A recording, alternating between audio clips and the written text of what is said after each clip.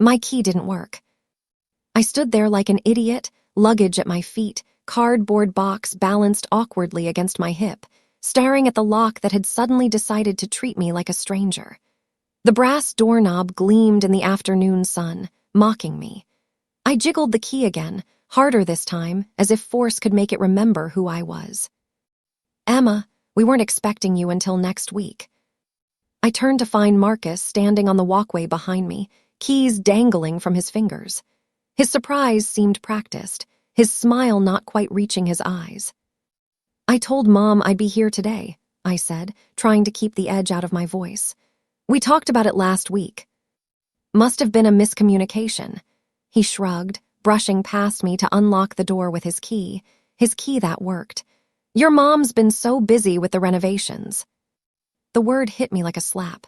Renovations. Dad had only been gone 8 months. The door swung open, and I stepped into a house I barely recognized. The warm copper walls Dad had painted himself were now a sterile white. The built-in bookshelves that once housed his collection of nautical histories stood empty, their wooden shelves gleaming with fresh polish but barren of life. Dad's antique barometer and ship's clock, both gone. The hallway runner with the compass rose pattern, replaced with something beige and bland. What happened to all of Dad's things? My voice sounded small, even to my own ears. "Your mother wanted a fresh start." Marcus gestured vaguely toward the living room. "We've been redecorating. Makes the place feel more modern, don't you think?"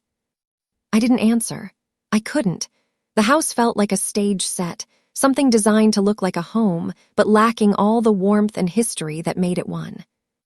"The guest room is ready for you," Marcus continued, picking up my suitcase. "Though you might want to look at apartments soon. The market's pretty good right now." My stomach dropped. "Apartments? Well, you can't stay here forever." He laughed like he'd made a joke.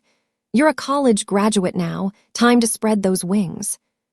Before I could respond, the front door opened again. Mom walked in, carrying grocery bags. She froze when she saw me, her smile slightly delayed. "Emma, I thought you were coming next week." She set down the bags and gave me a quick, stiff hug. "I told you I'd be here today," I repeated. "On the phone last Tuesday." "Did you?" She frowned. "I must have written it down wrong. Anyway, you're here now. Marcus, show her to the guest room while I put these away." The guest room, not my room. I followed Marcus upstairs, each step revealing more changes. Dad's study door stood open, revealing not his desk and bookshelves, but a gaming setup. A poster for some first-person shooter covered the wall where Dad's framed naval maps had hung. "Tyler likes having his own space," Marcus explained, noticing my stare. "He's at basketball practice now, but he'll be excited to see you." Tyler was Marcus's son from his first marriage. He was 16 and had always been polite but distant with me, and now he was in Dad's study. "What happened to Dad's things?" I asked again, unable to keep the tremor from my voice. "Most of it's in the attic. Some of it we donated. Your mom said you wouldn't mind." But I did mind. I minded so much my chest ached with it. The guest room door swung open to reveal a generic space with white bedding and vacant walls. Nothing like my old bedroom with its teal paint and bulletin boards covered with photos and concert tickets. "Where are my things?" I asked, setting down my box. Marcus set my suitcase on the bed. "Your old room is Tyler's now. He needed more space than the guest room. Your stuff is up in the attic, I think. Your mom kept what seemed important." I swallowed hard. And who decided what was important? He had the decency to look uncomfortable. "Look, Emma, this is still your home. You're welcome to stay as long as you need, while you job hunt and find your own place." "I already have a job," I said. "With Gerald Thompson, Dad's friend from the marina. I start next week." "Great, that'll help you get your security deposit together." He clapped his hands together. "I'll let you get settled." After he left, I sat on the edge of the bed, trying to make sense of what was happening. This wasn't what Dad had planned. At his funeral, Mom had hugged me tight and promised, "The house will always be there for you, just like Dad wanted. We'll keep it up for you until you're done with college." Now, 4 years later, I'd graduated with my marine biology degree, just like I'd promised Dad before he died. I'd come home to the house he'd left me, the house that had been in his family for 3 generations, the house that now felt like it belonged to everyone but me. That night at dinner, I watched Mom and Marcus discuss their summer plans like I was a temporary house guest rather than family. Tyler texted throughout the meal, occasionally glancing up at me with mild curiosity. "So how long are you planning to stay?" Marcus asked between bites of lasagna. "I'm not sure." I twirled pasta around my fork. "I thought I'd be living here." Mom's fork paused midway to her mouth. "Well, of course, you can stay while you get on your feet, but this is where I live," I said. "This is my home." An uncomfortable silence descended on the table. "Emma," Mom set down her fork, "you've been away at college for 4 years. Things change." "But the house is where your mother and I live now," Marcus cut in. "We've put a lot of work into making it our home." "Your home, not mine, not Dad's." I felt something shift inside me, a hardening, a resolve I hadn't known I possessed. "I'm going to unpack," I said, pushing back from the table. That night, I lay awake in the unfamiliar guest room, staring at the ceiling. I remembered standing beside Dad in the hospital, his hand fragile but his grip still strong as he pressed his house key into my palm. "It's all yours now, Emmy," he'd whispered. "The house, everything, it's all in the will. The deeds in your name already, transfer paperwork's with Kenneth. Trust him, not Marcus. Never liked that guy." Dad had always seen through Marcus's charm. I should have listened more carefully. The next morning, I waited until everyone had left, Mom to her book club, Marcus to his real estate office, Tyler to summer school. Then I climbed the narrow pull-down stairs to the attic. The heat hit me first, thick and stifling, then the dust, and finally the boxes, dozens of them, stacked against the walls, labeled in Marcus's neat handwriting. Thomas's books, Thomas's papers, Thomas's clothes. Thomas, not Dad, just Thomas. I opened the nearest box and found Dad's prized first editions, the ones that had lived on the shelves in his study. Beneath them, wrapped in newspaper, was the small brass telescope he'd kept on his desk, the one he'd promised would be mine someday. Box after box revealed the systematic erasure of my father from the house he'd loved. His clothes, his books, his photographs, his life packed away like unwanted holiday decorations. In the far corner, I found his filing cabinet. The top 2 drawers were empty, but the bottom one was locked. I tried each key on my keyring until one clicked. Inside were Dad's important papers, his will, insurance policies, and property records. And there it was, the deed to the house, dated 3 years before his death with my name on it. Not Mom's, not with any provision for Marcus. Mine. I remembered now. Dad had transferred the deed after his first cancer diagnosis, wanting to ensure Marcus couldn't claim it if something happened to Mom later. "It's your legacy, Emma," he'd said. "From my grandfather to my father to me to you." But why was the deed hidden in the attic? Why was I sleeping in the guest room of my own house? Further digging revealed a stack of mail addressed to me, credit card offers, alumni newsletters, and most revealing, property tax statements for the house. All unopened, all hidden away. And then I found the bills. Cable TV, electric, water, all in Marcus's name at this address, dating back years. Evidence of residency. Evidence of something more calculating than mere insensitivity. "What are you doing up here?" I turned to find Tyler standing at the top of the attic stairs, his expression more curious than hostile. "Looking for my things," I said, not bothering to hide the deed in my hand. "Mom said not to mess with that stuff." He shoved his hands in his pockets, said it was just taking up space. "This house belongs to me legally," I said, the words feeling strange on my tongue. "Did you know that? My dad left it to me." Tyler's brow furrowed. "That's not true. Dad bought this house. He's the one who pays for everything." "Is that what they told you?" I held up the deed. "Because that's not what this says." He came closer, peering at the document with genuine confusion. "I don't understand." "Neither do I," said, but I'm going to find out. As Tyler retreated downstairs, confusion written across his face, I pulled out my phone and called Liv, my college roommate who just started at her family's law firm. "I need your help," I said when she answered. "I think my stepfather is trying to steal my house." Over the next few days, I built my case like a detective piecing together a crime. Because that's exactly what it was, a crime. Mail fraud, attempted property theft. Years of small deceptions building toward one big lie that this house belonged to them, not me. Liv connected me with her cousin Nathan, a real estate attorney who explained adverse possession laws in our state. 5 years of open, notorious, and continuous possession without permission from the rightful owner, he told me over coffee at a place far from my neighborhood. Plus paying taxes and maintaining the property. If they can prove all that, they could potentially lay claim to the house. "But I didn't know," I protested. "I was away at college. They told me they were maintaining it for me." "That's why documentation matters," Nathan said. "You need to establish that you never abandoned your claim to the property, that any possession on their part was with your permission, and that permission is now revoked." I nodded, taking notes. "What about the mail? They've been intercepting my mail related to the house." "Mail fraud is federal, that's leverage." He tapped my notepad. "Document everything, take photos, gather witnesses, build your case." I spent that evening making calls.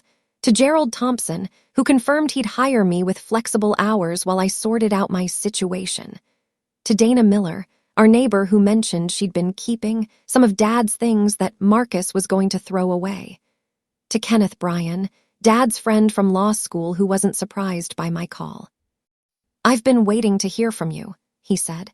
"Your father made me promise to be available when you needed guidance. I'm guessing that time is now." I also called Liv again, who offered her guest room if things got ugly. "Come stay with me," she insisted. "It's safer than being under the same roof with them." When I returned to the house that night, Marcus was waiting for me in the kitchen. His usual affable mask had slipped, revealing something harder beneath. "Tyler mentioned you were asking questions about the house," he said without preamble. "Not questions, just confirming what I already knew." I set my purse down, keeping the kitchen island between us. "This house belongs to me. Dad put it in my name before he died." Marcus's smile didn't reach his eyes. "Emma, you've been away at college while your mother and I have been living here, paying the taxes, maintaining the property. We've established what's called adverse possession. After 5 years, which we've now reached, we have legal claim to the property regardless of what paperwork your father might have left." "Except I never abandoned the property," I countered, grateful for Nathan's coaching. "Mom explicitly told me you were maintaining it for me as my representatives until I finished college, and now I'm back." His expression hardened. "It's more complicated than that." "Is it? Because intercepting my mail seems pretty straightforward. That's mail fraud, Marcus, a federal offense." "I don't know what you're talking about." "The property tax statements addressed to me that never reached me, the ones I found hidden in the attic." He shifted, recalibrating. "Your mother handled the mail, if something was misplaced." "Don't blame Mom for this." I cut him off. "I spoke with Kenneth Bryan yesterday. He remembers very clearly explaining to both of you that the house was mine. He also remembers you trying to contest the will and failing." Marcus's mask slipped further. "We've provided a home for you, paid for your education." Dad's insurance paid for my education, and this was my home before you decided to take it. The back door opened, and Mom walked in, freezing when she sensed the tension. "What's going on?" "Emma seems to think she owns the house," Marcus said, his voice falsely light. "I don't think it, I know it."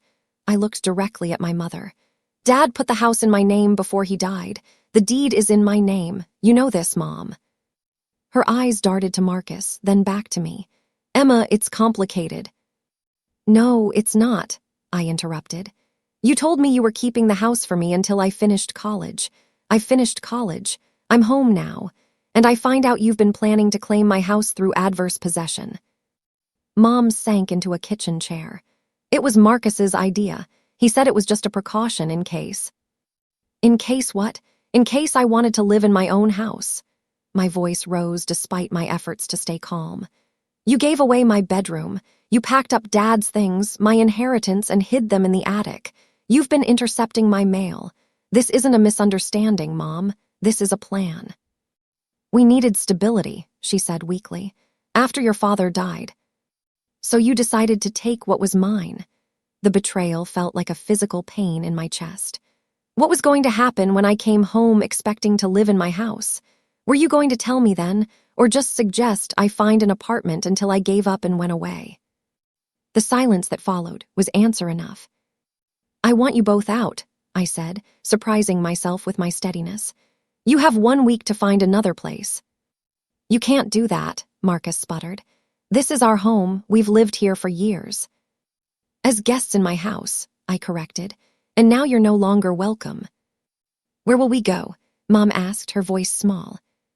That's not my problem. I picked up my purse. You're a real estate agent, Marcus. Figure it out. I walked out before they could respond, before my resolve could weaken. I drove to Liv's apartment, shaking the whole way, and told her everything.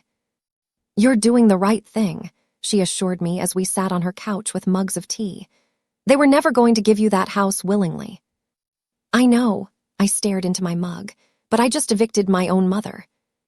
No, Liv set down her mug with a decisive clink. You evicted the people who were trying to steal from you, one of whom happens to be your mother. That night, I barely slept, my mind racing with all that needed to be done. In the morning, I called Kenneth Bryan again. I need a formal eviction notice, I told him, and I need to change the locks. Consider it done, he said. And Emma, your father would be proud of you for standing up for yourself. I hoped that was true. The family meeting was my idea. A chance to lay everything out, to offer terms that were more generous than they deserved, but still firm. We sat around the dining table, the antique cherry wood set that had been my grandmother's, now polished to a gleam I didn't recognize. Mom looked exhausted, her usually perfect makeup unable to hide the shadows under her eyes. Marcus sat rigidly beside her, his posture defensive. Tyler slouched in his chair, clearly uncomfortable. I've spoken with my attorney, I began, setting a folder on the table. This contains the formal eviction notice, giving you 30 days to vacate the premises. 30 days, Marcus's voice rose. That's not enough time to find a place and move. It's more than the week I initially offered, I reminded him. And it's more than you were planning to give me when you decided to claim my house. We never intended, Mom began. Let's not lie to each other anymore, I interrupted gently. I found the paperwork, Mom, the consultation with Howard Lewis about adverse possession, the property listings you've been collecting for resale values in this neighborhood. You weren't planning to keep this house. You were planning to sell it. Tyler's head snapped up. What? We're moving. No one said anything about moving, Marcus said, shooting me a warning look. Actually, that's exactly what this meeting is about. I tapped the folder. You have 30 days to find a new place and remove your belongings. The furniture that belonged to my father stays. Anything you purchased, you can take. This is ridiculous, Marcus stood abruptly. We've invested years in this house, made improvements, increased its value. And I appreciate that, I said calmly, which is why I'm not pursuing criminal charges for the mail fraud. The threat hung in the air between us. You mentioned improvements, I continued. If you have receipts for significant improvements, I'm willing to discuss fair compensation. Marcus sat back down, calculating. The bathroom remodel alone was $15,000. I'll need to see documentation, I said. Receipts, contracts, proof of payment. Of course, he muttered. And I'll need a list of what you're planning to take by the end of the week, so I can verify it against the household inventory from my father's will. This is still my home too, Mom said quietly. I lived here with your father for 20 years. And he left it to me, I replied, softer now. He trusted me with it. What were you planning to do with the money if you sold it, Mom? Where was my share going to be? She couldn't meet my eyes. That's what I thought. I stood up. I'll be staying at Liv's for the rest of the week while you sort out your plans. I'll come by daily to check on things and to start cataloging the house contents. You don't trust us, Mom said, her voice small. No, I admitted. I don't. As I drove to Liv's that night, my phone buzzed with texts from Mom. Please reconsider. This is our home too. We can work something out. We're family.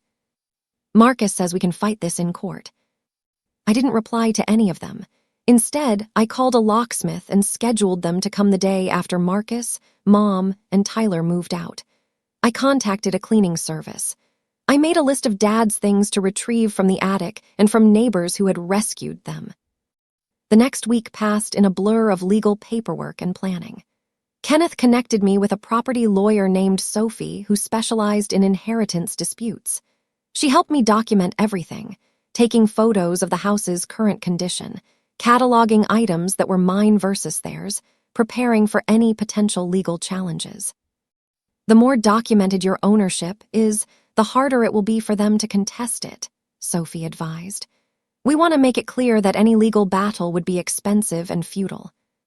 Marcus tried one last negotiation, cornering me in the kitchen when I came to collect more of my things. We could be co-owners, he suggested. Split the property, you take the garden apartment, we keep the main house.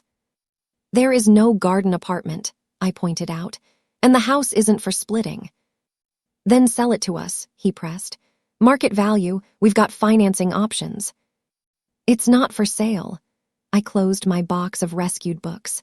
And if you're still here after 30 days, I'll file for a formal eviction with the sheriff's department. His expression darkened. Your mother is devastated by this. Is that what you want? Don't put that on me, I said, anger flaring. You created this situation, not me. Before he could respond, Tyler appeared in the doorway. Dad, can I talk to Emma alone for a minute? Marcus hesitated, then nodded stiffly and left. Tyler fidgeted with the sleeve of his hoodie.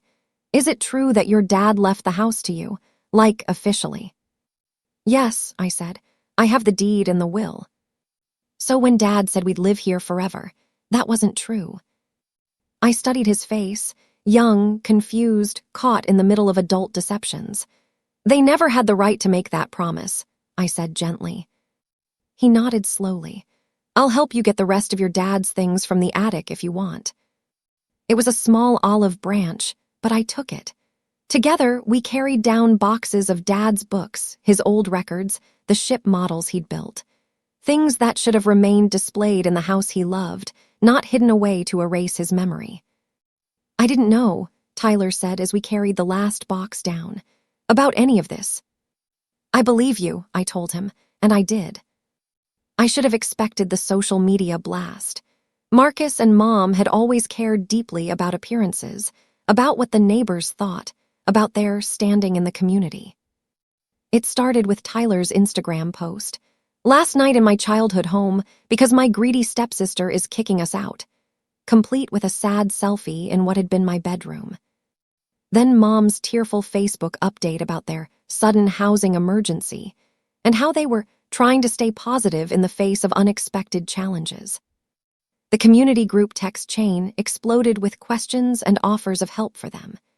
Mrs. Keller from next door called to warn me that Marcus had been asking neighbors to sign statements about how long they'd lived in the house, trying to bolster his adverse possession claim. I didn't respond publicly. Liv advised against it, and Sophie agreed. Let them exhaust themselves with the drama, Sophie said. You focus on the legal reality. The court of public opinion doesn't determine property rights. But it hurt to be cast as the villain in my own story. To have people who'd known me since childhood suddenly viewing me with suspicion. To receive texts from family friends asking why I was doing this to my mother. Kenneth took me to lunch that week, a welcome break from the stress. Over sandwiches, he shared stories about Dad that I'd never heard, sailing trips they'd taken in law school, the time Dad had defended an elderly neighbor against a predatory contractor. Your father had a strong sense of justice, Kenneth said. And loyalty. He'd fight for what was right, but he'd do it clean. No low blows, no dirty tactics, just the facts and the law. Is that what I'm doing? I asked. Fighting clean.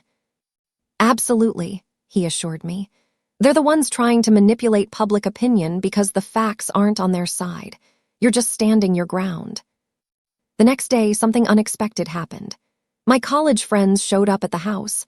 Liv, Tasha, Miguel, and Danny, armed with cleaning supplies, takeout food, and fierce determination. We're here to help you take back your house, Liv announced. Operation Reclamation begins now. While I finalized paperwork with Sophie in the kitchen, they tackled the living room, dusting the built-in shelves, polishing the hardwood floors, hanging the nautical artwork we'd rescued from the attic. Mrs. Keller appeared at the back door with a box. "These are your father's gardening tools," she said, not quite meeting my eyes. "Marcus was going to throw them out, but I saved them. Thomas loved that garden so much." By evening, 2 more neighbors had stopped by, old Mrs. Potter with Dad's antique barometer. I was keeping it safe. And Mr. Coleman with a stack of leather-bound books. "Your father lent these to me before he passed. I think he'd want you to have them back." The narrative was shifting. People who had nodded sympathetically at Mom's tearful accounts were now stopping by with casseroles and confused expressions, trying to piece together the truth. When my phone buzzed with a text from Tyler, I was surprised. "Did Dad really try to sell the house? Is that true?" I typed back carefully. They were collecting property listings and resale values. I found the paperwork. 3 dots appeared, disappeared, then reappeared. "Can I call you? I need to understand what's happening." That night, Tyler and I talked for over an hour. He asked careful questions about the deed, the will, the timing of everything. I answered honestly, showing him documents when I could. "I don't think they meant to hurt you," he said at the end, his voice small. "I think Dad just saw an opportunity and took it." "That's the problem," I replied. "He saw my inheritance as an opportunity." The next day, I drove past the house and saw Marcus and Mom arguing in their car in the driveway. They didn't notice me, but I could see the animated gestures, the red faces. The alliance was fracturing.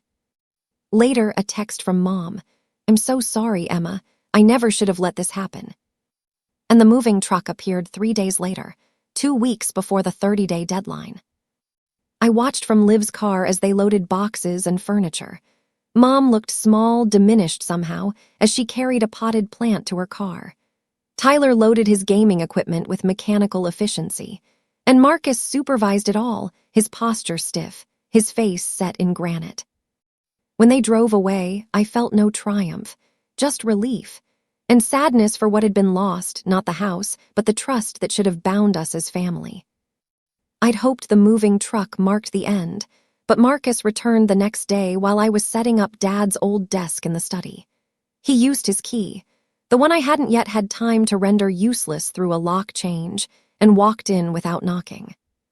"Forgot a few things," he announced, striding toward the dining room. "The table set for starters, and the mirror in the entryway." I moved to block his path.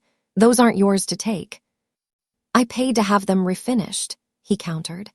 "The table was water-damaged when we moved in, and the mirror frame was cracked." "Restoring something doesn't make it yours," I said. "Both pieces are specifically listed in Dad's will as items that stay with the house." He scoffed. "Convenient claim." "Not a claim." I walked to Dad's desk and retrieved a folder. "Here's the will with the household inventory. Here are the insurance rider documents covering those antiques. And here," I pulled out my phone and showed him the home security app, "is the camera I had installed yesterday, which shows you entering without permission after vacating the property." Marcus's face flushed. "You've got some nerve, Emma, after everything we did for you." "You mean after everything you tried to take from me?" I cut him off. "I found the emails, Marcus, the ones to the realtor about getting the house ready to list this summer. Once the girl is settled somewhere else," you wrote. "No point letting that kind of asset sit with someone too young to appreciate it." His expression confirmed everything. He hadn't just been trying to keep the house, he'd been planning to sell it out from under me. "Dad was right about you," I said quietly. "He always saw through your act. Your father was a self-righteous ass who thought his family name meant something in this town. Marcus spat. This house was the only thing of value he ever had. That's not true, came a voice from the doorway. We both turned to see Tyler standing there, his expression a mixture of shock and disgust. You were going to sell the house, he asked his father, without telling any of us. Marcus's demeanor shifted instantly. Tyler, this is a complicated adult situation. I'm not a kid, Tyler interrupted. Stop treating me like one. Were you going to sell the house or not? Marcus stared at his son, calculation visible in his eyes. There were discussions about the best financial path forward. Yes or no, Dad? Yes, Marcus admitted finally. But it would have benefited all of us. A fresh start in a newer house, money for your college fund. It wasn't yours to sell. Tyler's voice had hardened. Emma's right about everything, isn't she? The silence stretched between them until the front door opened again and Mom walked in, stopping short when she saw us all in the hallway. What's happening? She asked, looking from face to face. Dad was going to sell the house, Tyler said. He never told us. Mom's eyes darted to Marcus, then away. I didn't agree with that plan, she said quietly. But you knew about it, I realized. You knew and you didn't tell me. I thought we'd figure something out, she whispered. I thought we had time. Time for what? I asked. For me to give up and go away. She had no answer for that. I want all your keys, I said, holding out my hand. Now.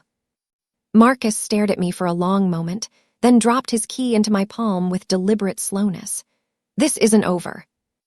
Yes, it is, Mom said, surprising all of us as she added her key to mine. Emma is right about everything.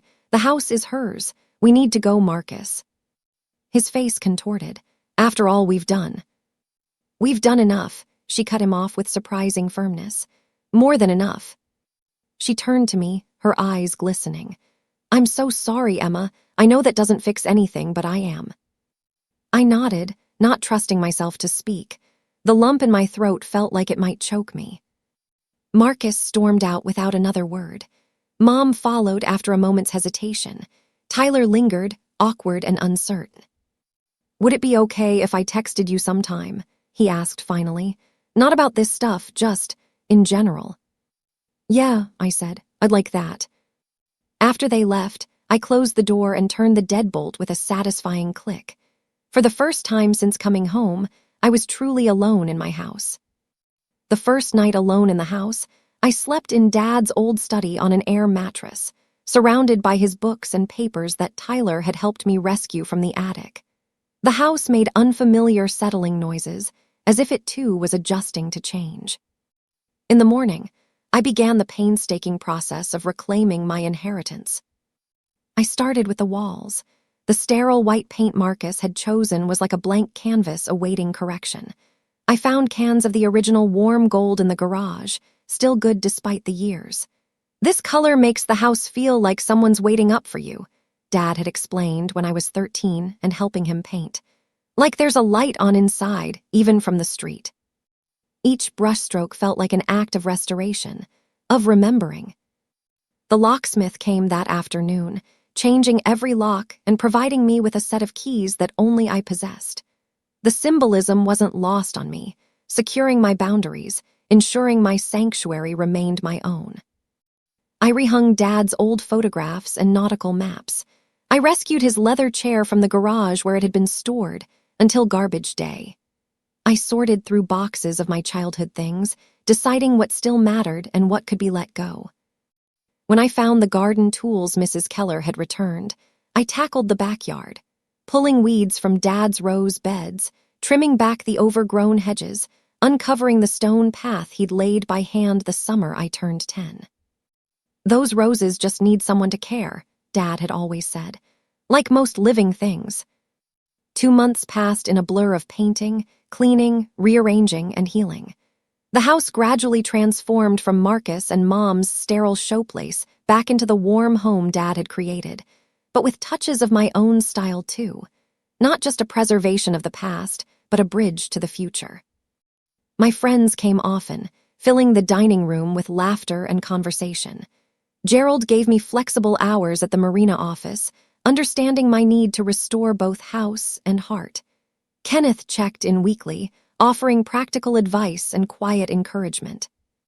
Tyler texted occasionally, casual messages about basketball, questions about colleges, nothing about Marcus or Mom. I answered with equal care, building a fragile connection that existed separate from the conflict with his parents. Mom sent 3 letters that I couldn't bring myself to open. They sat in my desk drawer, their neatly written envelopes a reminder of unfinished business. Not ready wasn't the same as never, I told myself, but I needed time. On the anniversary of Dad's death, I hosted a small gathering, friends, neighbors, his old colleagues from the marina. We ate his favorite foods and told stories about his laugh, his terrible jokes, his unfailing generosity. Mrs. Keller brought photos I'd never seen.